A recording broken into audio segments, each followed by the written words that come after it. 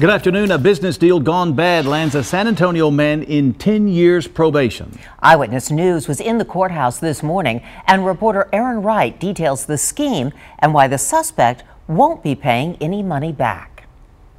Inside a Bexar County courtroom, Kyle Cole and his attorneys reached a plea deal. According to court documents, Cole was brought in by Bill Greehey to help negotiate the purchase of the Quarry Golf Club back in 2007. Years later, an audit would uncover embezzlement aimed at putting cash into Cole's pocket. Bexar County investigators say when the golf course was purchased, the company providing alcohol to the course was put in Cole's name.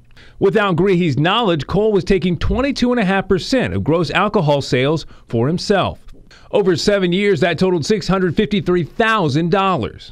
Investigators say Cole also used a golf club credit card to fix up his condo to the tune of $46,500. He then took money from a golf course account to pay that bill.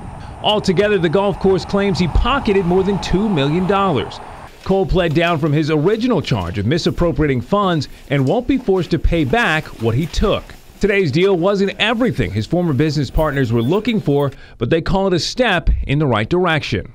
Glad there's closure, and he's listed as a felon, loss of CPA license, and got some justice today. Alamo Quarry manager Dustin Burrell believes this deal is good news for San Antonio businesses. Classifying him as a felon, and especially the loss of the CPA license, hopefully will stop this from happening to somebody else. Cole's attorney, Michael McCrum, says this case stems from a misunderstanding. This whole situation came up because of a partnership disagreement, and so we've been fighting this case for some time now.